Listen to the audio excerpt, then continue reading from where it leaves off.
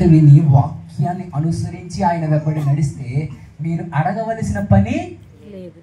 వెళ్తా ఉంటాడు యేసు ప్రభు. పక్కనే బొమ్మలు ఉంటాయి. అమ్మాయిని పిలిచినట్టు రేపు బుజ్జోడా రారా అంటాడు. బొమ్మలు కొనుక్కుంటాంటారా? కొనుక్కుంటా డాడీ. సరే ఎంత సార్? 300 ఇయ్యండి. మనం ఏం చేస్తాం తెలుసా? వెళ్ళేటప్పుడు ఆ చెయ్యి తడివి బొమ్మలు అంటావా? చిన్నపిల్లలు అంటారా? అంటారా? అంటే మనం కావాలని కోరుకుంటా కొన్ని లోకాశలు. ప్రభు అంటాడు ఆయన వెంబడి వెళ్తుంటే అన్నీ ఇప్పిస్తాడు. ఇంకోటి ఏంటి తెలుసా? వాక్యమును అనుసరించుటానగా పక్కన ఒక్క మాటలో చెప్తాను. యేసుప్రభుని వెంబడించిన విషయంలో బలు రకసి చెట్ల మధ్యలో వల్లి పద్మంలా బ్రతకటం అంటే అర్థం ఏంటో తెలుసా? మొన్న పాస్టర్ గారు చెప్పాడు, మీరు వినే ఉంటారు. మీ దగ్గర ₹1,00,000 డబ్బులు ఉన్నాయి. జానేస్లా అని చెప్పాడు, ₹1,00,000 డబ్బులు ఉన్నాయి. జోయాలు కాసుకు వెళ్ళారు, బంగారం అంతా చూశారు, కొనకుండా వచ్చేసారు. ఇంకో కాసుకు వెళ్ళారు, మొత్తం చూశారు, కొనకుండా బంగారపు కొట్లు 7-8 తిరిగారు, ఏమీ కొనలా. బట్టల కొట్టుకు వెళ్ళావు, మొత్తం చూసావు, అన్నీ కొనుక్కోవాలనిపిస్తున్నాయి, ఏమీ కొనుక్కోవాలా.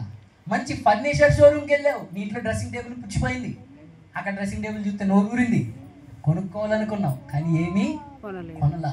ఆ ₹1,00,000 మరలా నీ దగ్గరే పెట్టుకుని కొనకుండా అన్నీ చూసి కూడా నిగ్రహంగా నిలబడి నాకు దీంట్లో ఉన్నాయి చాలే అని వచ్చావంటే దానినే నిగ్రహ శక్తి అంటారు అన్నాడు ఆయన. బలు రక్కసి చెట్ల మధ్యలో వల్లి పద్మం అంటే ఏంటంటే నువ్వు యేసుని వెంబడిస్తున్నావు. ఓ పిల్లి యేసు ప్రభువుని వెంబడిస్తుందంట. పిల్లి నీకేమన్నా ఆశలు ఉన్నాయా? నాకు నీ వెనకాల తిరిగి ప్రపంచమంతా చుట్టేయాలని ఆశయ్యా. సరే తీసుకెళ్తాను రా అన్నాడు. ప్రపంచమంతా తిప్పేద్దామని నందిపాడు సెంటర్కి పోయేటప్పటికి పక్కనే అట్టికాయల బండి కింద ఎలక అంది. చూసింది, ఎలుకని ఎట్టయినా వేయాలనుకుంది. ముందేమో యేసయ్య ఉన్నాడు, ప్రపంచం మొత్తం తిరగాలి, ఏం చేయాలి అర్థం కాల. ఏం చేసాడో తెలుసా?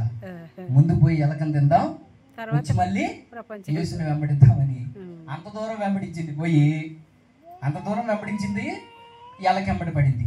ఆ ఎలక ఇక్కడ దొరికిందా? అటుపోయి వరగాని నుంచి అనపత్తి నుంచి కొప్పత్తి పోయి కొప్పత్తి కాడ లారీ కింద పడి ఆడ దొరికితే ఆడ తింది. ఈ లోపు యేసయ్య ఏం చేశాడు? చూసి ఇదేంది ఇప్పుడు దాకా నన్ను వెంబడించింది, ఆడ దొరకట్లేదు, ఎక్కడ పోయిందని నాకెందుకు వచ్చిన కావాలని పెదనది పడి చచ్చికొచ్చి మళ్ళీ కూర్చున్నాడు. ఇక్కడ కూర్చుని ఇప్పుడు మళ్ళీ ఆడకొచ్చిందాం పిల్లి సీను తినేసి మళ్ళీ పిల్లి ఆడకొచ్చింది. అయ్యా అంది, ఏందయ్యా తిరుగుతావు మళ్ళీ ప్రపంచకం? సరేలే క్షమించేలే, రా మళ్ళీ మొదలు పెట్టు. ఈసారి మళ్ళీ మొదలు పెట్టి కొమ్మూరు దాకా పోయాడు. తిప్పుతా పాపం కొమ్మూరు దగ్గర ఎలక కనబడింది. దీన్ని దొంగ బుద్ధి పోనించుకోవాలా. మళ్ళీ కొమ్మూరు దగ్గర ఎలక వెంబడి పడింది. అది ఎక్కడో బాపట్లలో తిన్నది. మళ్ళీ ఈలోపు మళ్ళీ యేసయ్య వచ్చి ఇక్కడ కూర్చున్నాడు. నీ జీవితం ఏమవుతుందంటే యేసు ప్రభువుని వెంబడిస్తున్నావు కానీ మళ్ళా మధ్యలో నీ సొంత ఆలోచన వేసుకుని ఎటో కట్టి పోతున్నావు. మళ్ళీ ముందుకొచ్చి కూర్చుంటుంది నీ జీవితం. మెట్లు ఎక్కుతున్నావు నిచ్చిన పై దాకా పోయేటప్పటికి మళ్ళీ మొదటికి వస్తున్నావు.